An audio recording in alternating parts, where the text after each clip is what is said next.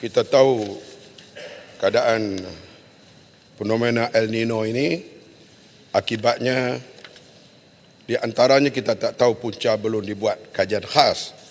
Tapi durian sekarang masuk Musangking ada tumpuk-tumpuk hitam di dalamnya, menyebabkan ada yang pengimport merasakan mereka hentikan sementara karena ada tumpuk-tumpuk hitam. Adakah daripada perubahan cuaca ini?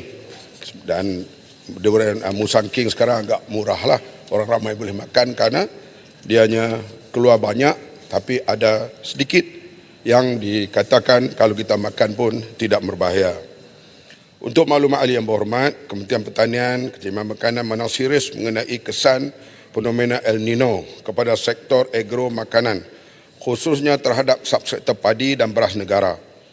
Kementerian menerusi agensi di bawahnya, MADA, KADA dan AIDA, telah mengambil inisiatif awal seperti mengagihkan PAM backwards dan PAM mudah alih berkuasa antara 7 HP hingga 30 HP, membina telaga tiup, membaiki rumah PAM dan sebagainya bagi membekalkan air, memandangkan bekalan air dari segi pengairan utama pada tahap minimum. Membanyakkan parit jejari, kita orang Kedah panggil parit gila lah, parit jejari, dan mendalamkan saluran sawah sedia, mendalamkan bagi membantu mencukupkan bekalan sumber air ke dalam sawah. Sekiranya keperluan mendesak, Kementerian bersedia melakukan pembenihan awan. Kalau sampai kering begitu lama, pembenihan awan dengan kerjasama Jabatan Meteorologi Malaysia dan Agensi Pengurusan Bencana Negara, Jabatan Perdana Menteri, untuk meningkatkan jumlah taburan hujan di kawasan takungan air bagi kawasan penanam padi. Ini segala ikhtiar akan kita lakukan kalau soal El Nino ini berpanjangan. Terima kasih. Terima kasih Datuk Speaker. Dan terima kasih Yang Berhormat Menteri. Saya rasa sudah sampai ketika kerajaan Malaysia mengambil satu pendekatan mengurangkan pergantungan kepada negara-negara mengimport beras khususnya. Di Sabah kita ada hampir 10,000 hektar tanah. Di Kimanis, di Papar, di Kota Belud, di Keningau, Padi Bukit, another one. Kita mengimport beras daripada Vietnam contohnya.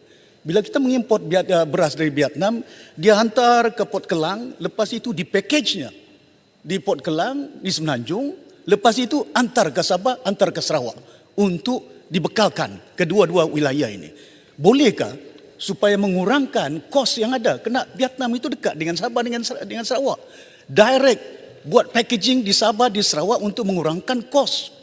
Supaya bila sampai beras, bekalan dia taklah setinggi seperti apa yang kita perolehi di peringkat negeri Sabah dan juga Sarawak ni. Terima kasih banyak. Yang Berhormat Menteri. Memang food security menjadi agenda seluruh dunia sekarang ini. Bukan hanya di Malaysia. Dan inflasi berlaku di mana-mana. Misalnya United Kingdom sekarang, inflasinya 11%. Kekurangan telur berlaku di Amerika, di New Zealand. Artinya ia fenomena yang berlaku di seluruh dunia. Kita mengambil serius hal ini. Sebab itu food security pengurusinya adalah Perdana Menteri sendiri. Baru minggu lepas kita bermesyuarat. Di antaranya inilah kita nak segerakan tanaman padi berskala besar. Kita dah mula di tempat lain, tapi secara paling besar di MADA. Dan Alhamdulillah MADA memberi kerjasama yang baik. Walaupun negeri itu bukan negeri kerajaan perpaduan, kita tak kira itu. Di mana kita boleh jamin hasilnya baik pada masa akan datang untuk menampung sehingga kita boleh capai lagi 30%, kita yakin kita boleh usahakan ke arah itu. Begitu juga Sabah menjadi sasaran kita sekarang ini. Bukan sasaran serangan politik, sasaran untuk mencukupkan beras negara. Dan kita tahu Sabah adalah buminya begitu subur. Sama ada dalam bidang kelapa sawit, padi ataupun lumut laut. Semuanya memang begitu baik berkembang di Sabah sekarang ini. Oleh itu seorang food security ini satu perkara yang cukup serius di seluruh dunia sekarang ini. Pembukaan kawasan baru penanaman padi di Semenanjung Dan, Felda Sahabat Tuanku, Lahad Datu, seluas 11,000 hektar yang dilengkapi dengan sistem pengairan dan saluran yang baik. Sekiranya pembukaan kawasan baru ini terlaksana, ia mampu mengeluarkan hasil padi sebanyak 6 tan sekurang-kurangnya sehektar.